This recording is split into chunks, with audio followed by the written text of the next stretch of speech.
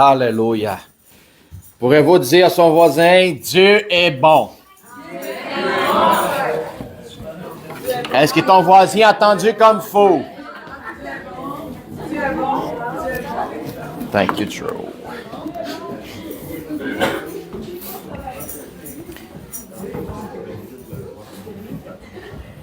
Dis à lui encore une autre fois. Dieu est bon, puis le diable est un menteur. Voilà. Alors, si tu marches dans la bonté, tu sais c'est qui ton père, mais si tu marches dans le mensonge, tu sais c'est qui ton père. Point final. Il y a une phrase aux États-Unis que les prédicateurs utilisent souvent.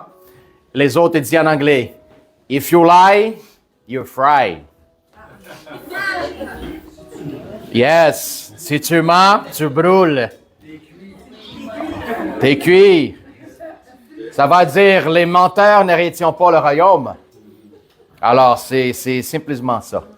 Gloire à Dieu. Amen. Soit tout le monde bienvenu. Que la paix et l'amour de Dieu soit avec vous tous. Par la grâce de Dieu aussi, toutes les frères et sœurs qui sont en ligne. Puis en même temps, on va prier pour les autres qui sont plus malades, en train de nous écouter de la maison. Alléluia. Alors, Dieu a des grandes choses pour nous autres dans cette année. Puis, si vous n'en avez pas vu des grandes choses dans votre vie de l'année 2023, c'est quoi la différence de quelqu'un qui a tout vu puis d'autres qui n'ont rien vu? On pourrait savoir c'est quoi? Hein?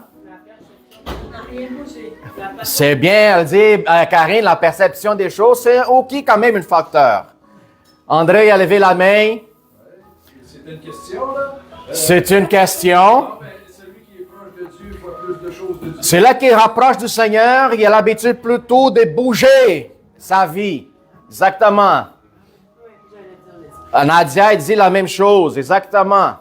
Alors, tu veux des choses qui bougent dans ta vie, dans un sens de nouvelles perspectives et visions, rapproche-toi des cellules-là qui peuvent tout faire l'impossible, faire les choses bouger, faire les murailles qui sont devant toi, qui t'empêchent de grandir, tomber à terre. Amen? Puis je vous dis, c'est une position de bataille tellement plaisante quand nous sommes proches du Seigneur, parce que si on regarde dans l'Ancien Testament, Dieu fait tomber des murailles juste à travers le champ. Pasteur, je ne suis pas capable d'avancer, je ne suis pas capable d'aller plus loin. Qu'est-ce que je dois faire? Quelle sorte de prière? C'est quoi la formule? Loue. Loue l'Éternel. Mets tes louanges, commence à louer le Seigneur. Tu vas voir des murailles, des forteresses qui essaient de s'élever contre toi, contre ta vie. Ça va tout fondre. C'est ça. Parce que c'est le moment des louanges. Quand tu attends de dire au Seigneur, je ne peux pas outrepasser ou percer cette muraille sans que tu sois avec moi. Les Israéliens, quand ils ont fait le tour dans la ville de Jéricho, ils savaient très bien.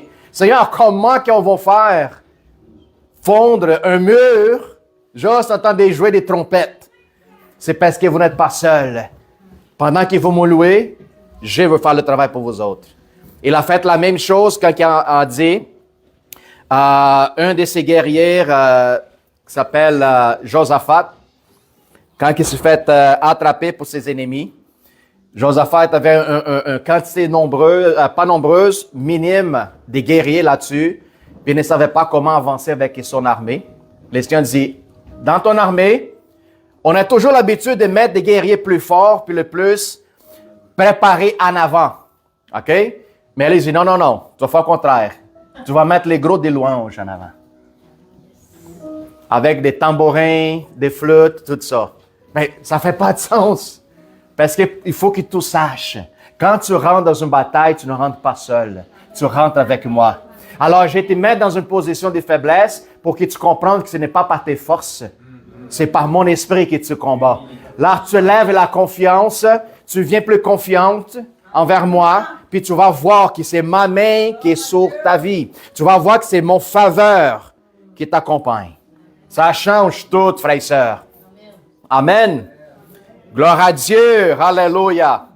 C'est tellement bon d'écouter des témoignages, les gens qui cherchent l'Éternel.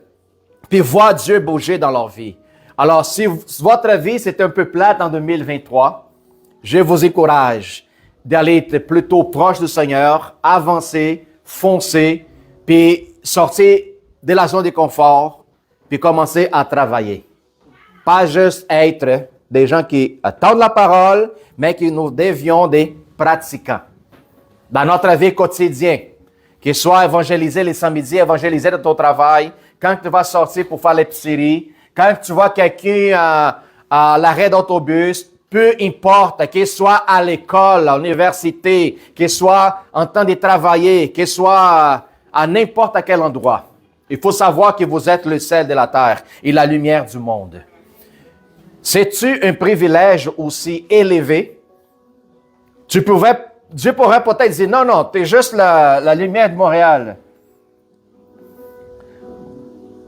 Ben, quand même bon être la lumière de Montréal. Non, mais peut-être Daniel, c'est la lumière de Québec. Ouais, c'est quand même bon. Mais le Seigneur ne limite pas des frontières quand il appelle ses enfants. Il t'appelle lumière du monde. Parce que n'importe où que vous êtes placé par le Seigneur, il faut que ta lumière jaillisse. Parce que nous ne sommes pas limités au niveau des coutures, frontières, rien du tout.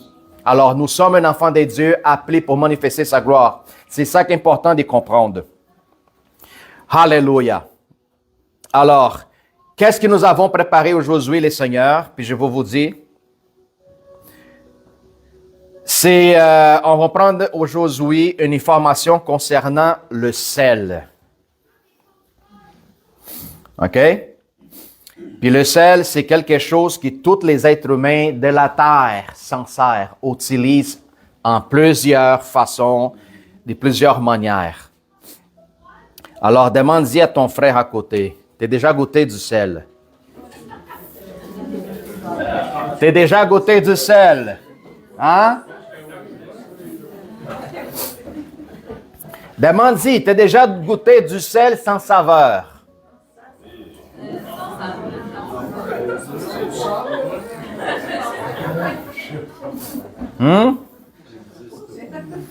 Non, hein? Et personne qui veut ça dans la maison. Ça goûte pas, puis ça fait comme ça, juste la sensation du sable dans la bouche.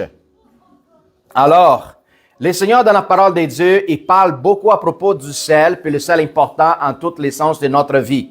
Puis on va savoir pourquoi. OK? On va commencer avec l'Évangile, on va lire les passages, lesquels on pourrait embarquer puis rapporter un enseignement là-dessus. On est de nouveau ici aujourd'hui, non? Alléluia, gloire à Dieu. Non, parfait. Alors, c'est en Marc 9, 38 à 50.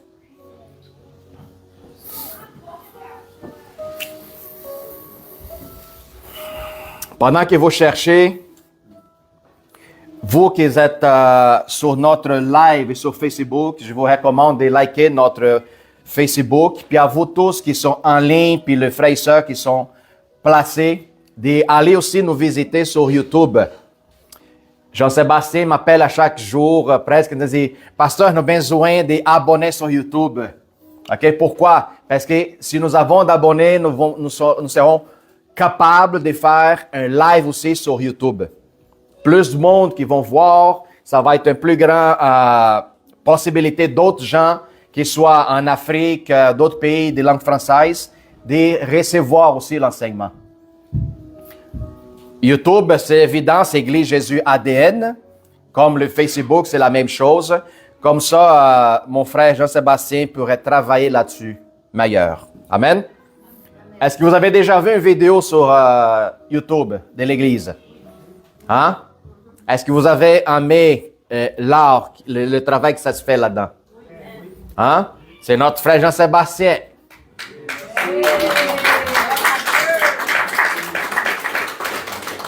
Il a temps de mettre du temps, des investissements là-dedans, travailler là-dessus le temps. On sait que le temps est précieux. Puis c'est ça, c'est possiblement un talent qui attend de se découvrir au niveau de sa vie. Puis écoute, il n'y a pas de limite. Quand tu rentres dans ce niveau technologique, tout peut se faire. OK? Alléluia. Allons-y.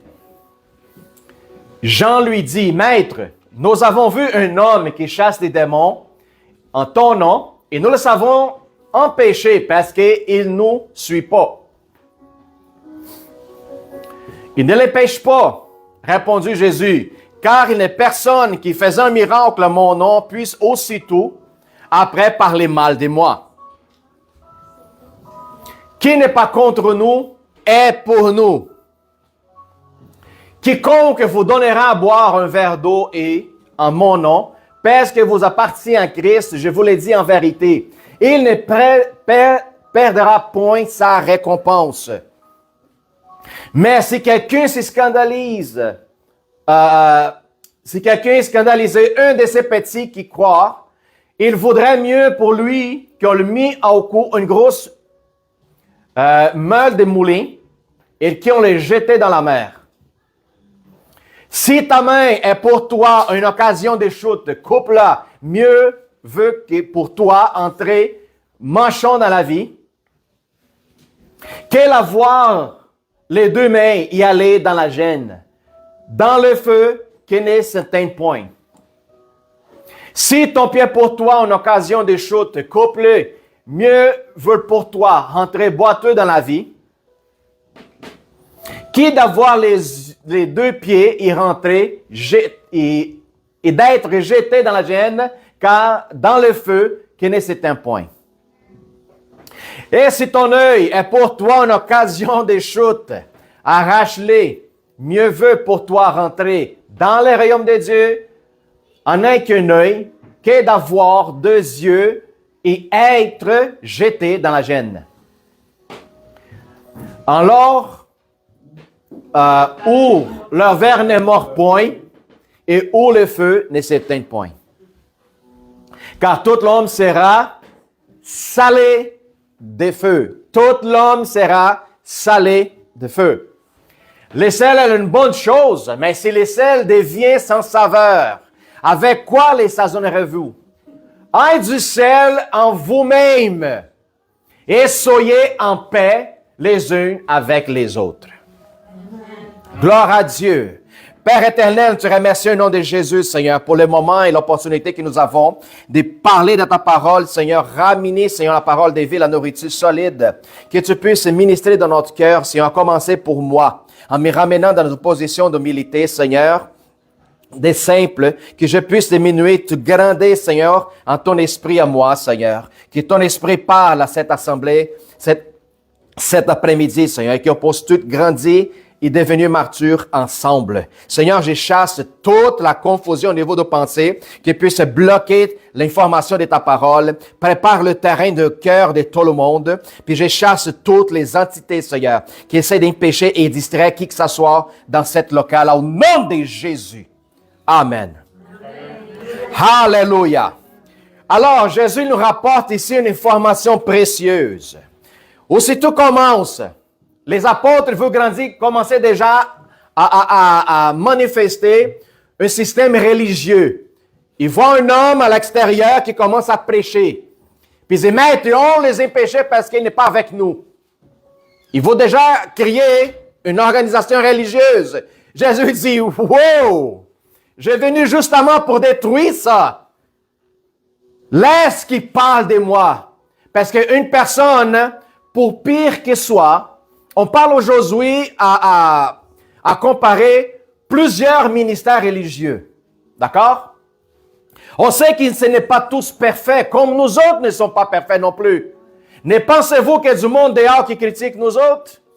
Oui, il devrait en avoir. Alors, l'important, c'est que la parole de base, elle soit prêchée à toutes les créatures. Qu'est-ce qu'on parle au niveau des doctrines? C'est une autre chose. Mais la parole de base, Jésus est mort pour tes péchés, puis a ressuscité en troisième jour. Et tous ceux qui mettent sa confiance en lui sera sauvé. Tout ce qui vient des doctrines à l'extérieur, OK, ça c'est des choses que l'homme crie à cause qu'il essaie d'interpréter à sa façon. Des certains qui sont vrais, des certains qui ne sont pas vrais. Mais Jésus est en train de montrer aux disciples, il ne peut pas parler des biens et tout de suite après, il vient parler des mal à propos de moi. Alors laisse qu'il prêche, laisse qu'il prie pour les malades, laisse qu'il chasse des démons. Oublie ça. Alors pourquoi? Aujourd'hui, parfois, on garde trop d'attention en voulant critiquer des autres ministères plutôt qu'ils mettent le focus et l'information en Christ. Très important, en partant ça. Alors Jésus, il commence à voir qu'est-ce que les autres sont en train de penser, qu'est-ce qu'il a installé dans leur cœur. Puis Jésus vient avec une recommandation.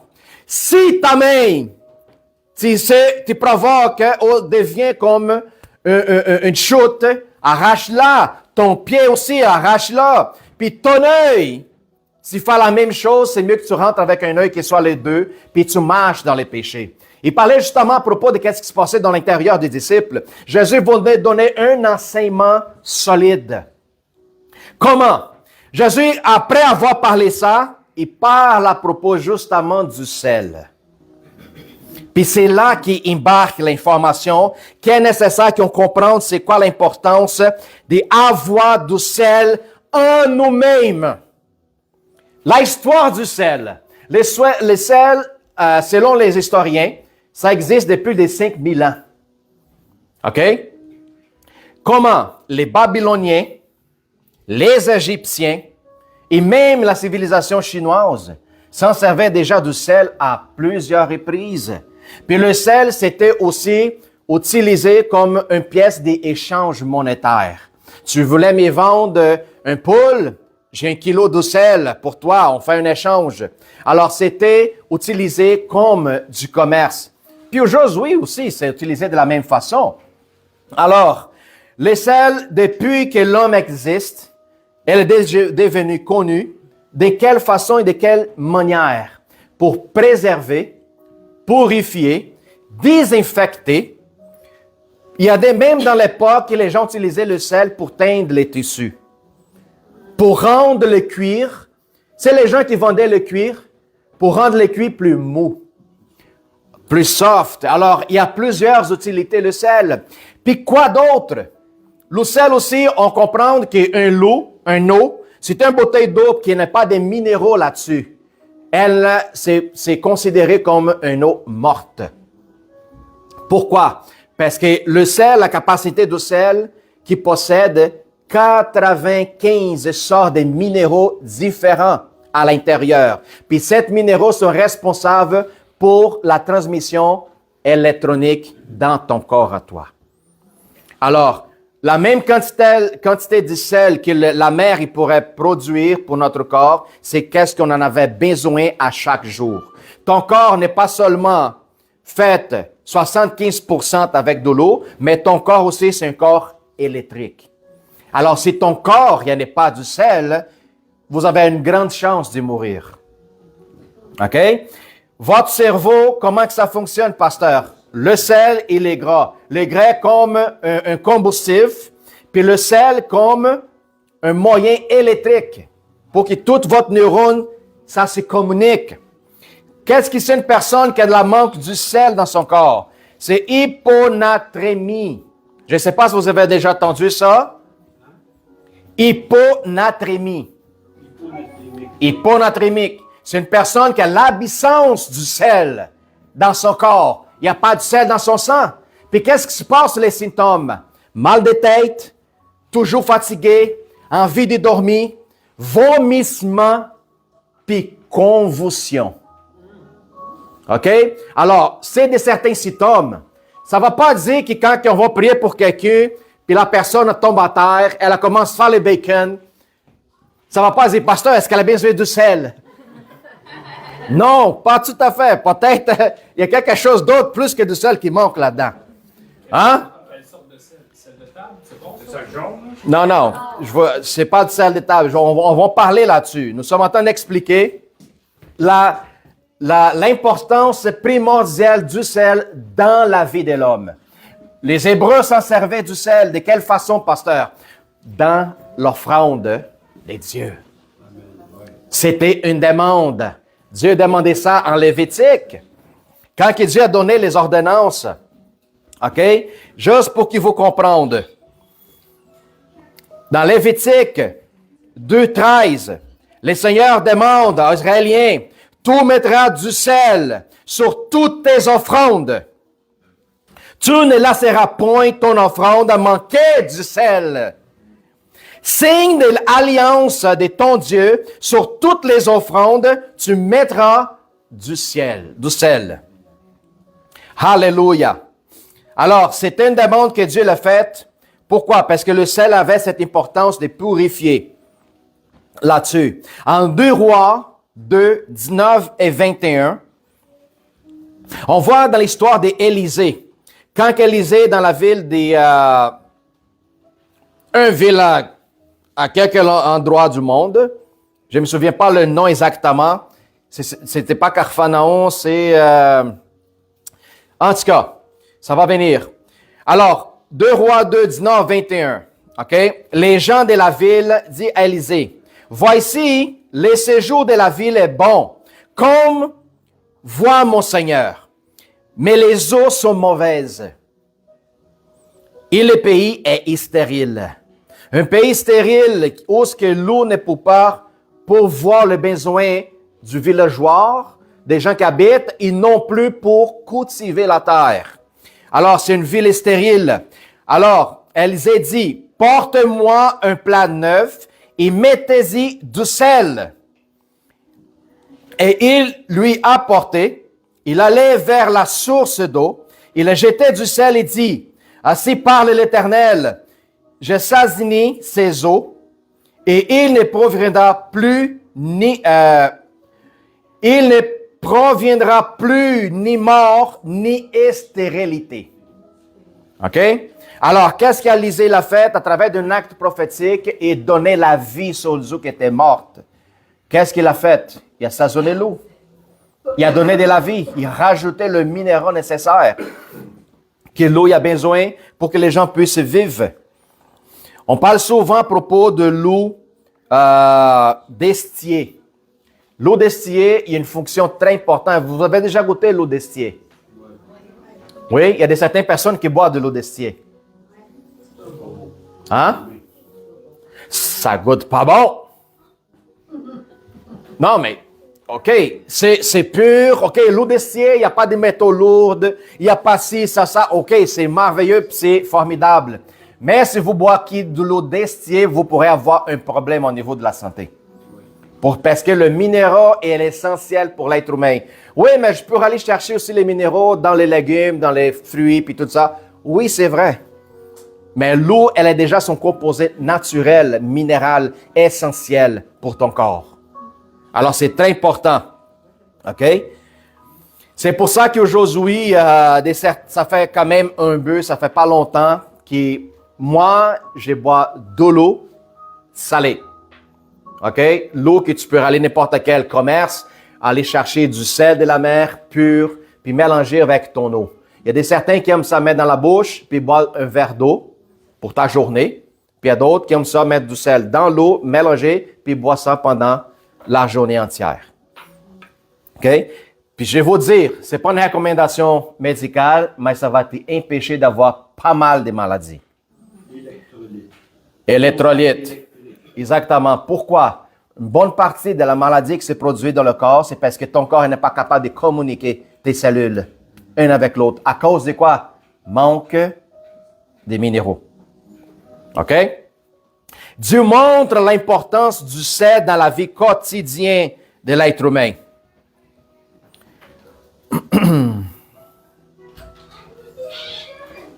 Thank you, Jesus. Alors, 1 Pierre 1, 6 et 7, c'est écrit. C'est là qu'il faut votre joie, quiconque maintenant, puisqu'il est faux, vous voyez attristé pour un peu de temps par diverses épreuves, afin que les épreuves de votre foi, plus précieuses que l'or périssable, aient pour résultat la louange, la gloire, l'honneur, lorsque Jésus-Christ apparaîtra. C'est quoi le rapport avec le sel puis avec les épreuves? On a vu tantôt ici, dans Marc 7, dans le verset 49, qui dit « car tous les hommes seront salés de feu ». C'est un verset que la Bible nous donne 8 secondes, mais je vous dis, elle n'est pas complète. D'accord? Je pourrais vous dire qu'est-ce que ça va dire, cette verset au complet. Dans la King James, elle est dit, je vais essayer de faire une traduction ici rapide. Il dit que toutes les personnes devaient être salées avec le feu et tous les sacrifices, ça devrait être aussi salé avec du sel. Ça, c'est la version plus complète de cette verset biblique. OK? Alors, nous parlons à propos du sel, à propos du sacrifice, à propos que chaque homme, ça va être salé avec le feu. Qu'est-ce que ça va dire là-dessus? Le feu est une représentation dans la Bible qu'on sait très bien à propos de la purification, aussi comme le sel. Mais dans cette verset, une représentation un peu différente. Le feu, il parle au niveau des épreuves que les hommes sont en train de vivre dans votre quotidien. Alors, pasteur, l'épreuve, est-ce qu'il y a un bon sens dans ma vie? Je pourrais vous dire, oui, monsieur. Il y a du monde qui court des épreuves, qui sont dans la difficulté, puis dit, pasteur, prie pour moi. Qu'est-ce qui se passe? Je suis dans les épreuves, puis je suis pas capable. Aide-moi pour que l'épreuve, ça cesse. Je dis, je ne veux pas prier pour qu'elle arrête, mais pour que tu passes à travers. Pour que Dieu te fortifie, puis qu'à travers du feu, qui est en train de purifier, en train de saler ta vie, saler de quelle façon, en train de purifier, tu commences à te voir toi-même. Tu commences à avoir une réflexion à propos de toi. Tu commences à se questionner à propos de ta vie, ta relation, ton intimité avec Dieu. Qu'est-ce qui manque?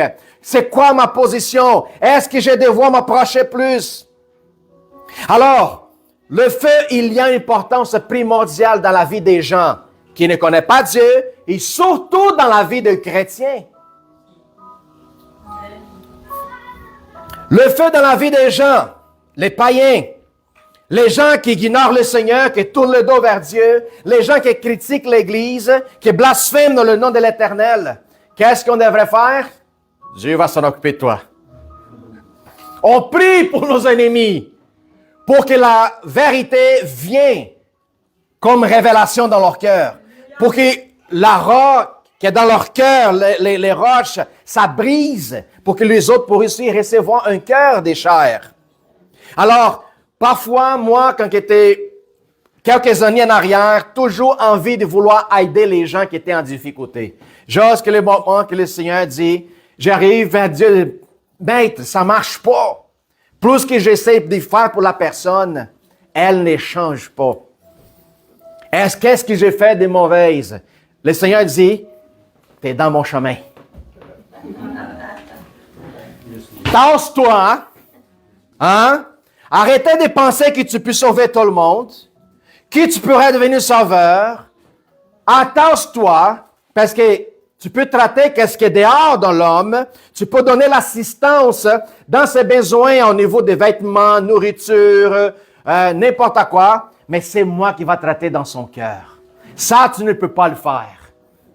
Alors, sa vie va être difficile. Attache-toi parce que moi, je veux le traiter. Moi, il faut que je rapproche, pas que Dieu va envoyer le feu dans le sens de faire la vie de la personne misérable, mais la personne, à travers de la récolte, de toute la sémence qu'elle a faite dans sa vie, elle va se rapporter avec des récoltes mauvaises de plus en plus. Puis le feu que ça va manifester dans sa vie, ça va être le résultat de sa chute. Puis c'est dans sa chute, quand elle va se voir complètement abandonnée, c'est là qu'elle va se reconnaître. Son cœur de pierre, ça va être complètement détruit, brisé, son orgueil, son ego, son arrogance. Puis c'est là où elle va lever la main et dire, je peux rien faire, Seigneur. Je reconnais, je suis inutile. J'ai besoin de toi. Puis c'est là que le Seigneur dit, vas-y maintenant, tu vas voir qui est prêt. Le feu dans la vie de païen est nécessaire. Mais pourquoi on voit de la guerre, on voit de tout ça? Écoute, plus que le monde arrive dans une situation de misère, plus que les gens cherchent Dieu. Aussitôt que l'homme est dans la zone de confort, tout est bien, tout est bon. Pourquoi Dieu? Ben non, ça m'a... Regarde, nous sommes dans la bonne vie, le bonheur, l'abondance. C'est comme ça que se passait chaque fois dans la Bible que le peuple d'Israël était dans le bonheur puis dans le confort. Les autres, qu'est-ce qu'ils commençaient à le faire? Des idoles. Droite à gauche. Oublier les temples, oublier les offrandes, oublier les sacrifices, oublier Dieu, ils tournaient le dos vers le Seigneur. Pourquoi? Le commerce va bien, la famille va tout bien. Puis là, ils commençaient, des gens de notre couture apportaient des idoles, vendre, puis tout ça. Puis quand Dieu voyait ça, il dit, ah, ils sont trop confortables. Ils ont oublié de tout qu'est-ce que je leur donnais. Ils ont m'échangé pour leur position de vie. Alors, laisse-moi juste m'attasser. Puis aussitôt que Dieu s'attassait du peuple d'Israël, tous ses ennemis alentours, qui essayaient de temps en temps de détruire le peuple, il réussit à rentrer, puis combattre avec les autres. Puis quand il mourait une centaine d'Israélites, les gens disaient, ouais, Dieu, tu n'es pas censé nous protéger. Puis c'est là que l'information venait, toujours, puis tombait là-dedans. Puis là, Dieu a ramené un prophète.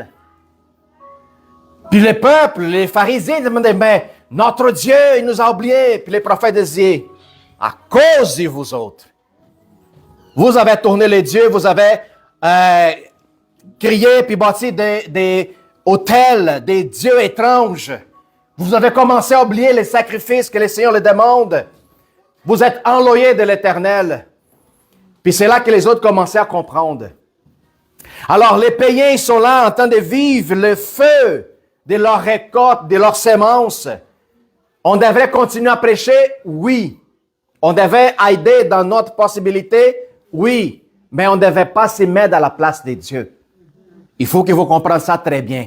Notre appel, selon la Bible, c'est des semeurs. Un semeur qui passe dans le champ, il a la pochette remplie de semences, il marche dans le sol puis lance. Il n'arrête pas. Quand une fois qu'il lance la semence, il n'est pas lent de l'observer la semence pousser. Non, il avance parce qu'ils savent que c'est Dieu qui l'arrose puis qui donne la force pour que la semence grandisse. C'est très important. Ton travail, c'est de plus tard venir puis voir la semence en train de sortir de la terre sans que tu fasses aucun effort. Parce que Dieu travaille même quand nous sommes en train de dormir. Alors, la difficulté aussi dans la vie chrétienne, elle est aussi primordiale et importante. OK? Nous venons adorer l'Éternel, on vient louer sa grandeur, sa beauté, puis tout ça. Mais à un moment donné, quand nous marchons dans la victoire, notre vie devient très confortable parfois. Ah, j'ai réussi à avoir mon char, j'ai réussi à avoir ma maison, j'ai réussi à avoir mon travail que j'ai prié, j'ai réussi à voir qui c'est telle chose. Merveilleux. Puis tout à coup, la vie devient tranquille. Tu veux prendre un break. Puis c'est ça le piège de l'ennemi. Que la plupart des chrétiens ne comprenaient pas. Quand nous étions dans la misère, dans la difficulté, quand nous n'avons pas aussi des choses que l'on considère bénédiction de Dieu, nous étions souvent en prière, en genoux, en la recherche, en train de frapper la porte, en train de sortir, prier, intercession, acclamer à Dieu. Mais maintenant que la vie est confortable, on oublie, piège de l'ennemi. Parce que ceux qui pensent qu'ils sont confortables dans leur vie chrétienne, préparez-vous pour la grande chute qui va arriver dans votre avenir. Puis je vais vous montrer ça. Un des plus grands rois d'Israël, David, l'homme que Dieu séparait pour détruire les ennemis d'Israël, les géants de l'époque. David, c'était celui qui était choisi, ami de Dieu. Alors David, c'était le sort des rois qui servait le peuple. David, c'était le sort des rois qui était dans les champs de combat avec son peuple. Un homme de guerre. David, il aimait tellement l'Éternel qu'il dit, mais Seigneur, laisse-moi construire le temple. Dieu dit, David, je t'aime tellement, mais tu ne peux pas le faire parce que ta main est complètement remplie de sang. J'aimerais ça que c'est toi, mais tu ne peux pas le faire. Puis David, c'était un homme selon le cœur de Dieu, mais il n'était pas un homme parfait. Puis David, après avoir conquéri des nations, détruit les ennemis, puis une période de paix et de tranquillité est venue sur Israël, qu'est-ce que David a décidé de le faire? Pendant qu'il y avait des soldats, de certains combats, David a décidé de rester dans le palais. Oh, maintenant, je n'ai pas besoin d'aller à mes combats. Je n'ai pas besoin aussi autant m'inquiéter. La vie est belle, elle est confortable. Je veux rester ici dans mon coin en train de chanter Alléluia, Kumbaya. Oui. Avec toutes ses concubines, avec toutes ses épouses. Ah, ok, j'ai la belle vie. Mais à un moment donné, la parole de Dieu dit que David marchait sur les palais pendant une nuit. Hein? Distrait, en train de penser dans tout ce qu'il a conquéri, le royaume, les richesses, les victoires. Le temps de prière est diminué. Le temps de rester dans la présence de Dieu n'était plus la même. Pourquoi? Parce que chaque combat que David avait devant lui, lui était le premier à se mettre devant la présence de Dieu. Dans le temps d'affliction. Mais maintenant, la vie est belle. Alors, je vais me promener, je vais voir mes richesses, tout ce qu'on conquérir. Tout à coup, en train de marcher sur le palais, il regardait loin. Il y a une vision d'une femme qui s'y baignait. Il arrête, puis il observe. Au lieu de s'en aller, il dit, Seigneur, pardonne-moi. Qu'est-ce que j'ai fait? Non, mais la tentation des yeux a attrapé lui. Pourquoi? Parce que dans ce moment, son cœur n'était pas placé devant le Seigneur. Puis c'est ça que la vie confortable, la plupart des chrétiens arrivent à faire avec les autres. La tentation est devant nous autres. Puis une des plus grandes stratégies de l'ennemi, ce n'est pas parfois te détruire, mais rendre ta vie trop confortable. Parce que autant que tu es confortable, tu n'es pas efficace. Je parle ça de moi-même. Dernièrement, Dieu parlait avec moi à propos de ça. Quand la vie n'était pas belle, moment des jeunes, sortir, prier, appeler, à même une époque où ce que j'ai mis sur Kijiji. Écoute, il y avait même une époque où ce que j'ai mis sur Kijiji des annonces de n'importe quelle personne qui était dans la région de Montréal, Terrebonne, Laval, Longueuil, ceux qui ont besoin de prières, de guérisons, puis tout ça, je serais prêt à me déplacer puis aller chez eux. J'étais dans la maison de certaines personnes pour prier. Des gens qui habitaient à Saint-Géron. Je sortais de la maison, puis je s'en allais avec la voiture. Pourquoi? Parce que je voulais travailler, je voulais être disponible, puis tout ça. Puis je voyais la différence, puis j'observe encore la différence aujourd'hui. Puis je vous dis, pasteur, tu devrais être tellement occupé. Je suis occupé, mais je ne trouve pas que je fais assez. Puis ça me dérange. Parce que je veux voir plus de résultats. Je veux foncer plus dans la présence, puis manifester l'esprit de vie. Pas seulement dans ma vie, mais dans la vie des gens que je touche. Alors, David était dans cette position de confort dans sa vie. C'est là qu'il a vu Bathsheba en train de prendre son bain à l'extérieur. Puis là, ses yeux, le péché, c'est là que l'ennemi a attrapé son cœur. Les désirs est venu dans sa chair. Puis lui envoie quelqu'un pour aller ramener la madame chez lui. Alors, comme toutes les serviteurs du royaume, c'est les rois qui décident. David tombe en amour pendant que le mari de la madame est à combat. Alors, les deux, ils tombent dans le péché en secret. Puis le secret, ne se peut pas garder en secret pendant longtemps, hein, parce que dans 9 mois, les secrets, ça se révèle. Alors, quand David, il sache la nouvelle que Bathsheba, la femme mariée d'un de ses général, tombe enceinte, la situation de confort de David devient encore pire. Pourquoi? Au lieu de reconnaître, comme faisait souvent devant l'Éternel, aussitôt que David, pourquoi que David était un homme appelé selon le corps de Dieu? Parce que aussitôt qu'il lui a commis une erreur, il venait devant le Seigneur, il déchirait son chemise royale, il mettait du cèdre sur sa tête, il passait des journées de jeûne, puis c'est ça qui s'appelait de Dieu dans sa vie. Mais David, au lieu d'abandonner, dit non, tu sais quoi? Tu es enceinte, ton mari va découvrir, je vais vous faire une affaire. Je vais mettre ton mari comme le premier dans les champs des combats. Comme ça, quand ils arrivent à se combattre l'ennemi, lui, il va mourir tout de suite. Alors, lui était disposé à avancer dans son péché. Zone de confort. Au lieu de rapporter dans son cœur, dans l'humilité, humble, il voulut avancer dans son péché. Puis c'est ça que la vie de David devenu un piège. OK? Alors, vous connaissez très bien l'histoire. Le mari de Bathsheba est mort. David décide de la prendre comme épouse, comme ça arrivait dans cette époque. D'accord? Puis, 9 mois plus tard, le prophète Nathan, il dit, David, tu penses qu'il n'y a pas de prophète en Israël? Tu penses que tu peux cacher devant l'Éternel?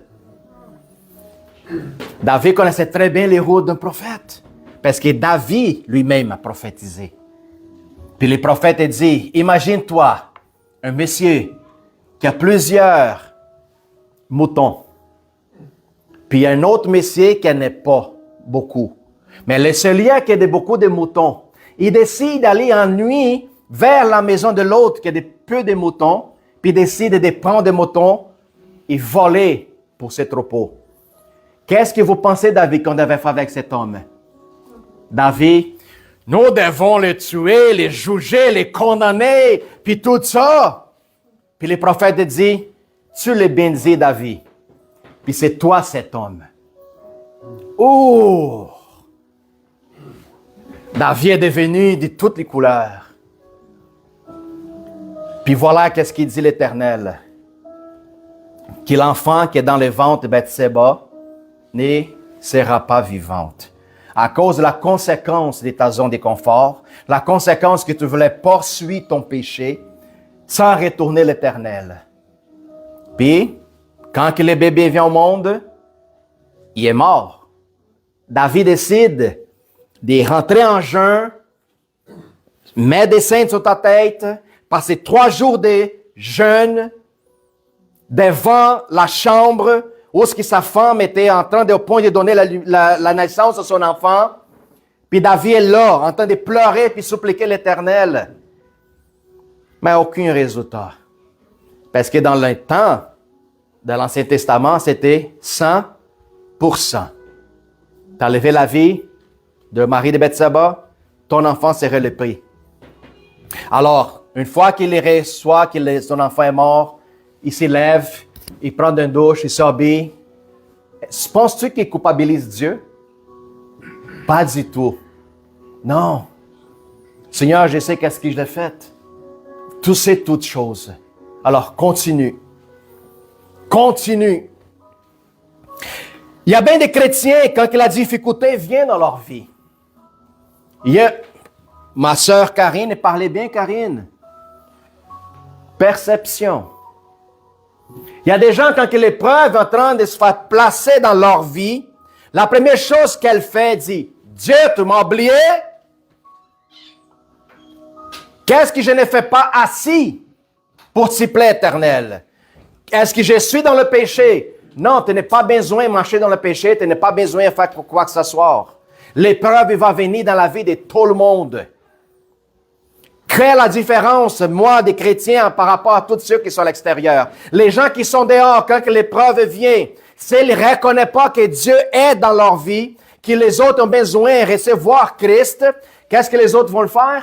Ils vont rentrer dans la dépression, dans la drogue, dans la boisson, toutes sortes de choses extérieures pour soulager leur douleur. Pendant que le chrétien, quand les épreuves viennent, c'est un moment de te manifester la gloire de Dieu sur ta vie. C'est une opportunité que tu as devant les hommes de montrer que Dieu est placé dans ta vie. Pendant que l'épreuve, la tribulation puis la tourmente vient, c'est le moment de te marcher devant la tourmente en train de glorifier l'Éternel. Puis quand les gens vont voir ta vie, ils vont dire comment tu es capable. Dis non, je ne suis pas capable. Mais lui qui est en moi est capable de toutes choses. Puis ça change tout. Ne pensez-vous que votre foi, elle se remet à l'épreuve? Oui, frères et sœurs. La parole de Dieu dit que notre foi se remet à l'épreuve pour savoir de qu'est-ce qu'à l'intérieur de nous autres. Si c'est du bois, du foin, de la pierre, de l'or, de l'argent, il faut savoir si qu'est-ce que nous sommes en train de déclarer comme vérité dans notre vie est réel. Dieu ne va jamais envoyer un chrétien hypocrite, fausse, qui ne sait pas qu'il est telle qu'identité, pour apporter un message solide et véritable. C'est très important qu'on comprenne cette réalité. C'est quoi devenir le sel? Puis c'est par le feu que le sel va reprendre son saveur.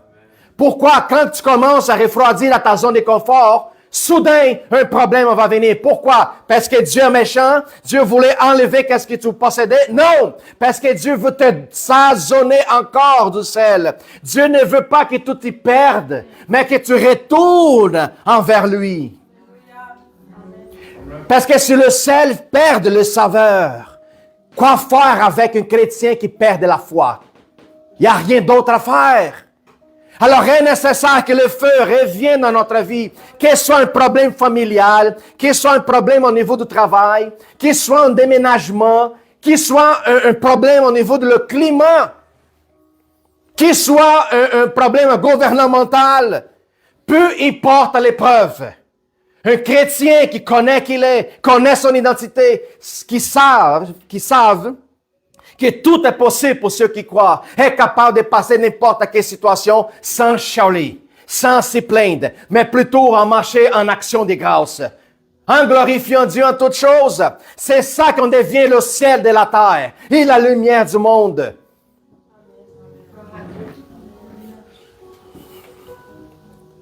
Est nécessaire que nous passons par le feu, frères et sœurs. Notre frère Benoît, il parlait à propos du jeûne. Le jeûne, ça nous aide à comprendre puis voir qu'est-ce qui est nécessaire. Jésus n'oblige personne. Mais tous ceux qui sont dans la zone de confort, ils ne vont jamais expérimenter le meilleur de Dieu. Pourquoi? Parce qu'il n'y a pas d'effort, il n'y a pas de discipline. Il n'y a pas un conduct selon qu'est-ce que le Seigneur nous demande. Pour entrer de plus en plus dans la dimension de l'esprit, est nécessaire que tu meurs pour toi-même. Pour que tu puisses me suivre. On ne peut pas suivre Jésus autant que je suis vivant dans la chair. Il importe que je sois vivant dans l'esprit pour comprendre ces informations. Quand que l'esprit va me parler, si je suis vivant dans la chair, je ne veux rien comprendre. Par contre, si ma chair est morte et l'Esprit parle avec moi, je vais tout assimiler l'information. Puis je vais être capable de la transmettre au peuple qui a besoin de l'attendre. Ça fait toute la différence. Mais pour ça, il est nécessaire que moi, je passe aussi pour des épreuves. Et même si les épreuves, elles ne sont pas existantes dans ma vie pour certains moments, il faut que je cherche du trouble.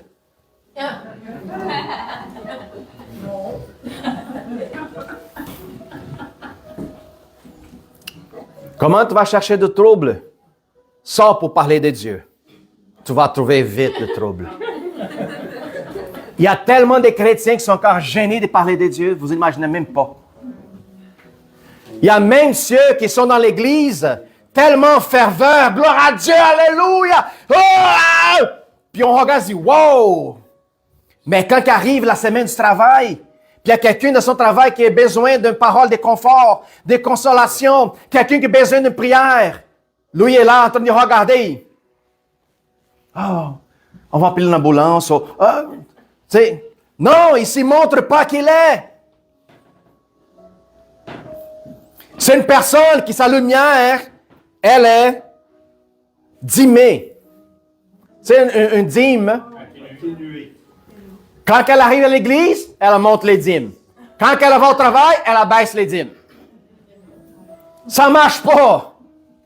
Il faut qu'on, tel que chrétien, notre lumière soit branchée à haut de 120 en tout le temps. Tout le temps. C'est très important. Alors, ça ne donne à rien, moi, essayer de transmettre une apparence où ce que je sais que Dieu est capable de vérifier à l'intérieur. À qui nous sommes en train de penser qu'on peut tromper? À personne. Tu peux tromper peut-être une multitude des gens et tout ça, mais devant lui qui vérifie les intentions du cœur, tu ne peux pas. Frères et sœurs, devenir le sel, ça prend de passer par la difficulté. Puis comme notre sœur Karine dit, ta perception, ça va faire toute la différence. Il y a certains qui passent par la difficulté, puis il va venir vers tous les frères de l'Église, dire, ah, ben, tu connais pas mon problème, tu sais pas qu'est-ce qui est en train de passer, est-ce que tu pourrais faire pour moi, puis ci, puis ça? Non, mais tu comprends pas. Puis les gens qui sont plus matures, ils le regardent, ils disent, ben, de quoi tu parles? Qui est dans toi? Par contre, d'autres qui ont une perception différente, en connaissant ton identité, connaissant qui est Dieu, quand le feu vient dans leur vie pour purifier puis donner la force au sel, elle est capable de dire, Seigneur, c'est quoi cette épreuve dans ma vie? Tu veux me monter des niveaux? C'est ça que tu veux? Ah oui, je vais en apprendre. Donne. Je veux comprendre c'est quoi. Parce que chaque épreuve que tu passes, frère et sœur, c'est une marche de plus dans ta vie, laquelle tu vas devenir plus expérimenté pour pouvoir aider des gens dehors qui sont en train de vivre dans la même situation que toi. Mais les gens qui sont dehors, il n'y a pas d'espoir dans leurs afflictions. Par contre, toi, dans la même affliction que tu es en train de vivre, tu es capable de transmettre une information d'espoir. Parce que toi, tu es dans une autre dimension. La dimension de l'esprit. Alors, est important que je devienne le sel qui donne les saisonnements dans le monde, qui préserve le feu de l'esprit à l'intérieur de moi, qui purifie les sacrifices. Purifier les sacrifices, ce n'est pas écrit dans la parole que nous sommes un sacrifice vivant devant l'Éternel. Nous sommes ce sacrifice vivant que le Seigneur demande, mais est nécessaire pour que son sacrifice soit excellent, est nécessaire qu'il y ait du sel dans ta vie. Thank you, Lord.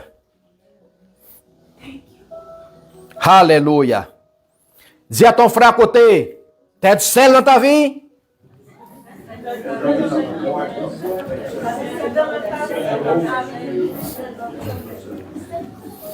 Nous sommes en train de parler de cet sel spirituel qui nous fortifie. S'il y a quelqu'un à la maison qui mange du sel des tables, qui t'achète dans un dépanneur, qui c'est 1,95, jette ça dehors. Jette ça. Ça, c'est du sodium pur. Le vrai sel est 40% sodium et 60% du chlore, minéraux. C'est là que tu achètes le sel des tables, c'est 100% du sodium. C'est ça que ça fait élever ta pression de sang, ça te rend malade, avoir des crises de cœur, c'est ça. C'est très important.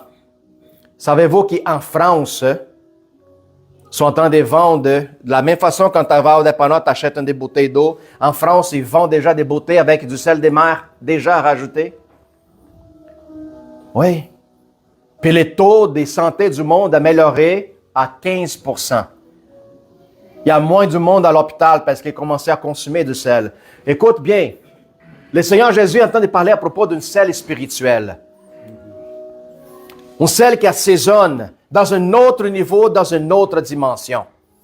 C'est important qu'on embarque dans cette dimension pour comprendre l'information de l'Esprit, pour être capable de transmettre l'information, puis capable de faire comme Sédrac, Meshach et Abednego. Rentre dans la fournaise. Rentre dans la fournaise. Qui sera celui-là qui est disponible? À même que ça va te coûter ta vie, tu es capable de rentrer dans la fournaise.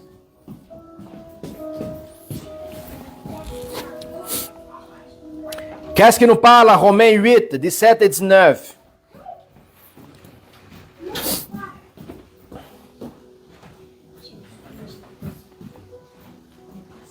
Alors, juste pour finaliser, en 1 Pierre 1, 6, 7, il parle à propos des épreuves de votre foi, qu'elle est plus précieuse que l'or périssable.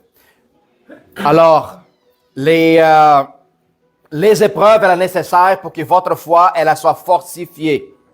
Ça donne à rien de dire qu'il y a de la foi, puis quand les problèmes viennent, tu cours comme quelqu'un qui n'a pas reçu un esprit de courage, mais un esprit timide, un esprit faible, qui ce n'est pas l'esprit de Dieu.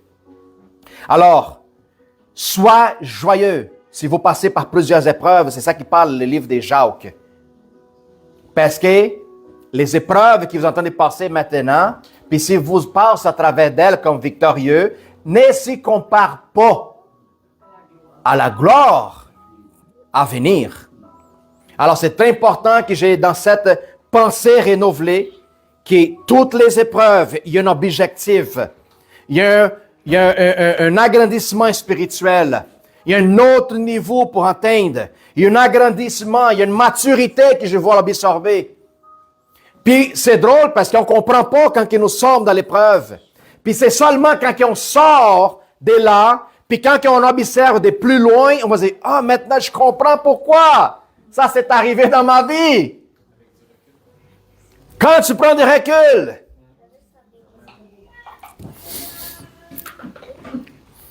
Alléluia. Alors, Romains 8, 17 et 19. Thank you, Lord.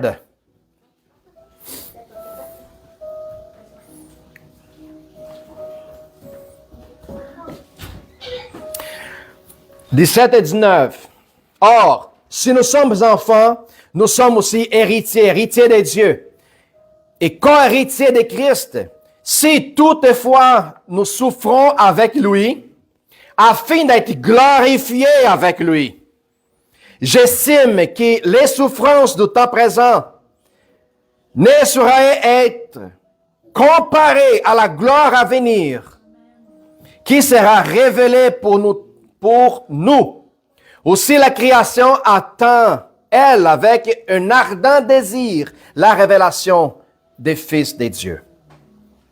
Alors, de la même façon que le Seigneur Jésus il a souffert, il a passé pour la difficulté pour vouloir démontrer l'amour sur la terre, nous serons en train de passer par la même situation. Il y a la circonstance de la vie où ce que tous les êtres humains passent à chaque jour. Tu n'as pas besoin de faire des efforts, la difficulté, elle est là. OK? Puis il y a la 12e difficulté qui sépare la représentation du Christ. Quand tu vas commencer à parler de l'amour, puis quand tu vas commencer à souffrir la persécution, ça c'est la 2e période de l'épreuve, où ce qu'on reçoit de la récompense extraordinaire, c'est là où on parle à propos de la couronne, c'est là qu'on parle à propos des pierres précieuses, c'est quand tu entends parler de l'amour, lancer des fleurs, puis les gens sont en train de lancer des pierres. C'est là quand tu fais face à l'épreuve de la persécution, puis tu es capable de passer avec patience. C'est là quand les gens viennent parler de toi, ton Jésus, puis tu es capable de prier pour cette personne. C'est ces épreuves que le monde ne l'accepte pas, parce qu'il n'a jamais connu le Seigneur. Puis de la même façon, comme ils ont fait avec le Seigneur, ils vont faire avec ses disciples. Les disciples de Christ souffrent persécution. Mike, est-ce que tous les chrétiens souffrent persécution? Pas du tout. Pourquoi? Parce qu'ils ne sont pas tous des disciples.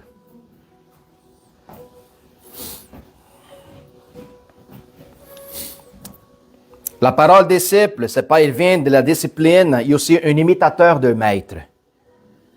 Qu'est-ce que le maître fait? Le disciple fait Pareil. Pareil.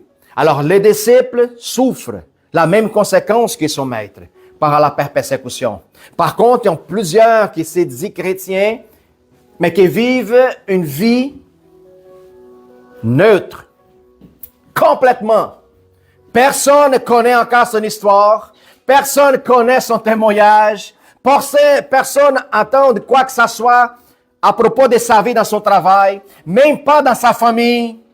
Il n'y a pas de changement au niveau du caractère, au niveau des habitudes. Il n'y a pas de conviction intellectuelle, mentale. Comme ça, il y en a plein de chrétiens comme ça. Qui si Louis est dans une place, tu ne vois pas de différence entre Louis et tous les autres alentours, les païens. Qu'est-ce qui manque dans leur vie? Sel. N'importe où ce que le sel touche, il y a une réaction chimique ou une réaction spirituelle. Es-tu capable de dégager le bonheur? Un bonheur spirituel. Es-tu capable de dégager la curiosité du monde qui est alentour de toi? Es-tu capable de dégager une atmosphère quand tu rentres dans l'ambiance? Est-ce que tu es capable d'être aussi ferme par rapport à tes affirmations? Ou est-ce qu'on part d'une position de doute? Être ferme dans tes convictions. On a parlé ici vendredi à propos de la transformation de l'intelligence. Comment que les conscients et les sous-conscients fonctionnent. Les conscients, c'est toujours cela qui était réveillé. En train de faire d'une façon consciente des choses. Je suis capable de prendre cette fleur, j'ai la place ici. Mais si moi, je fais ça chaque jour, ce n'est pas ma conscience qui est en train de travailler, c'est mon sous-consciente. Pourquoi? Parce que je fais comme ça, je place là, je réfléchis même pas. Ça devient automatique. Qu'est-ce que ça va dire? Ça va commencer à devenir mon identité, mon habitude, mon style de vie. C'est quand tu te lèves à chaque matin, puis tu vas travailler, je ne sais pas combien de distance, kilomètres, que tu fais, mais nous tous qui conduisons une voiture, on ne sommes pas conscientes. Tu es en train de conduire ta voiture, mais tu penses à ton travail, tu penses dans ton fils, ton mari, tu penses à n'importe quoi, tu regardes à côté, tu es distrait de droite à gauche. Alors, c'est qui est en train de conduire ta voiture? Ton sous-conscient. Ton sous-conscient. Alors, vous êtes devenu un pilote dans l'automatique. Aussitôt que tu rentres dans l'auto, tu n'as pas besoin de dire les volants, accélérateur, frein. Hein? Tu n'as pas besoin. Tu touches les boutons de la fenêtre, monte, descend. Non! Tu rentres, puis vous! Pourquoi? Parce que l'automatique embarque tout de suite. Tu es un conducteur. La même façon, quelqu'un qui a souvent l'habitude d'exercer la foi dans la pratique, dans la déclaration, devient un enfant de Dieu automatique. Puis quand la circonstance va venir, tu ne fais pas ça. Qu'est-ce que je fais? J'ai demandé, je dois appeler Balthazar pour prier? Est-ce que je vais demander une enquête d'intercession? Non, Non! Quand tu deviens un enfant de Dieu dans l'automatique, comment? À travers de l'exercice de la foi que je l'ai fait chaque jour. Je suis dans le combat. Je suis souvent dans le feu. Parce que plus que le feu vient sur ma vie, plus que je suis purifié, plus que je suis en train de grandir, plus que je comprends de mon appel, plus que je suis convaincu de le but de mon existence, plus que je sais que je ne suis plus attaché à quoi que ce soit dans le monde. Puis quand que l'épreuve vient, tu n'as pas peur, plutôt tu la fonces, tu rentres, tu dis « Oh oui, je veux ». Sans peur, sans inquiétude. sans souci, ou quoi que ce soit. Pourquoi? Parce que tu rentres dans l'automatique. Tu deviens chrétien, pas d'une façon de réfléchir, penser. Non, non. Ton sous-conscient. Par contre, tu vas embarquer dans une action automatique tout de suite. C'est pour ça que plus que tu pries pour les malades, aussitôt que tu vois quelqu'un qui boite dans la rue, tu dis, wow, hey, mon frère, excuse-moi, qu'est-ce qui se passe avec ta vie? Tu ne penses pas 2, 3, 4 fois, non! On dirait qu'ils tous sentent. Oh, est-ce qu'il y a du monde qui en a besoin? Oui, tu cherches le problème. Tu arrives. Tu sais, puis t'es là. Toi, cette personne qui rapporte la solution. Mais si la personne ne veut pas, c'est pas grave. Il y a un paquet du monde qui a dans le besoin. Là, tu commences à devenir cette selle spirituelle que Jésus parle. Si le trouble vient par moi, je m'en vais vers le trouble. Oui, parce que c'est comme ça que ça se passe. Tu vas au Super C, tu vas ramener ta épicerie, puis tout à coup, tu vois quelqu'un qui... Oh! Attends une minute. Je vous dis, frères et sœurs, pasteur, mais les gens que je regarde dans la rue, puis tout ça, ça a l'air tout bien. De quelle façon tu regardes, frères et sœurs? Tu regardes dans la chair? Parce que selon l'esprit, sont tous emprisonnés, sont tous privés de la gloire.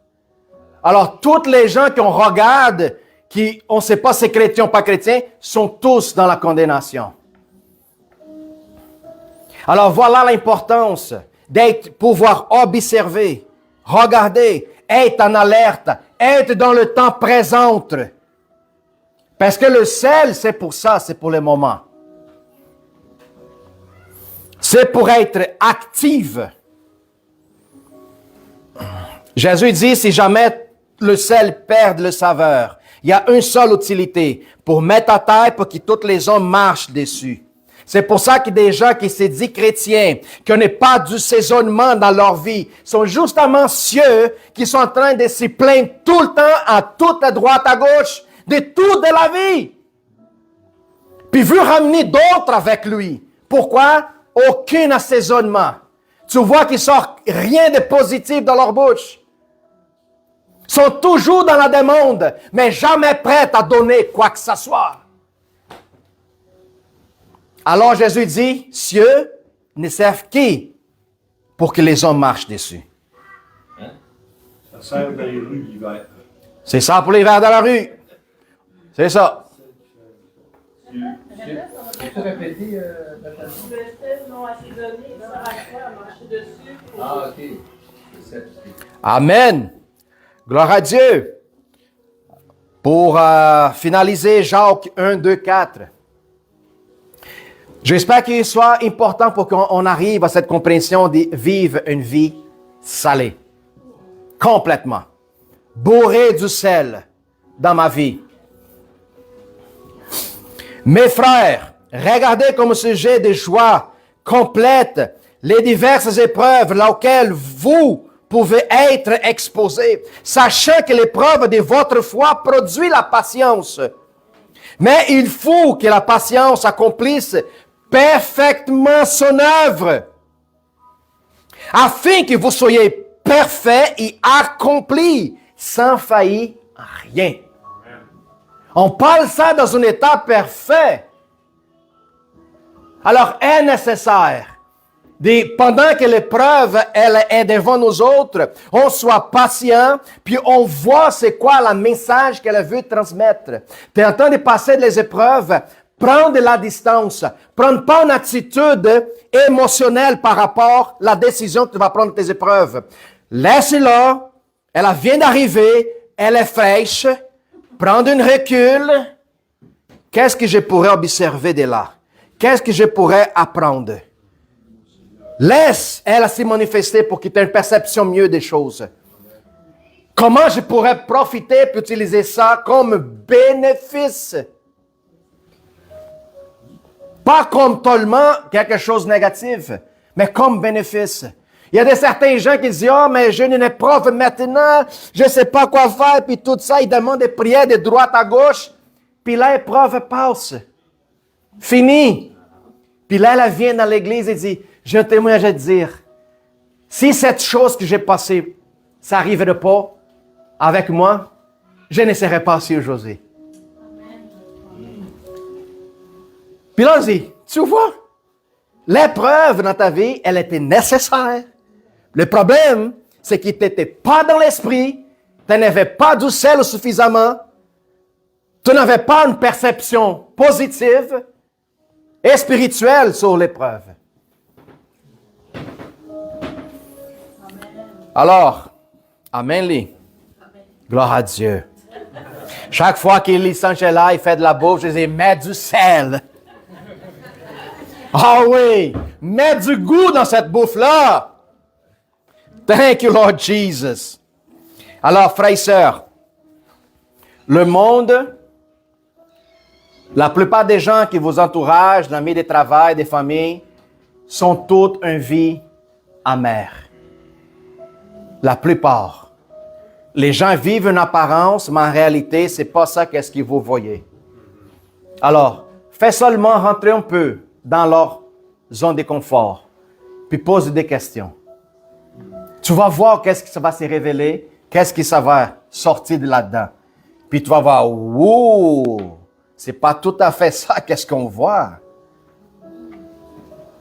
C'est très important. Être participant, voir que le monde, ce n'est pas ça qu'est-ce qu'on imagine. Nous sommes dans un monde 100%, pas demi, pas 75%, corrompu. Complètement. OK? Il n'y a rien que le monde pourrait vous offrir. C'est à cause, pour ça que Jésus dit, vous ne partez pas au monde. Parce que dans le monde, il n'y a rien de bon pour vous.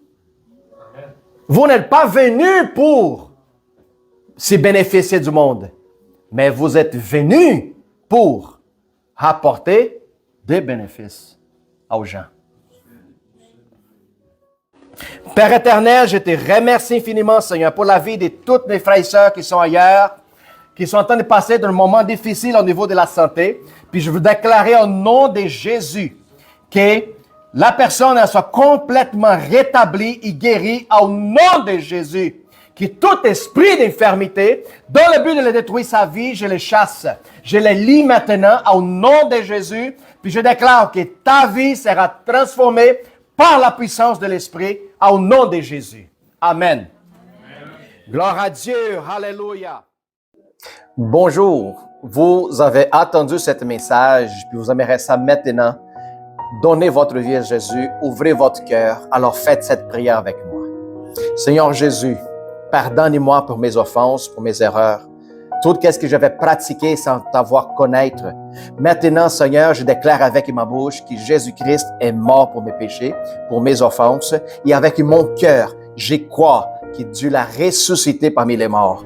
Mais maintenant, je deviens un enfant de Dieu, complètement transformé, purifié et restauré. Seigneur, je te remercie, Seigneur, parce que tout était effacé maintenant au nom de Jésus. Bienvenue. Maintenant, vous êtes un enfant de Dieu. Alors, je vous recommande d'aller chercher une église proche de chez vous. Ou sinon, envoyez-nous un message dans notre page Facebook, YouTube. Vous allez recevoir des notifications. Et vous êtes toujours les bienvenus de venir nous rencontrer. Bienvenue. Sois bénis.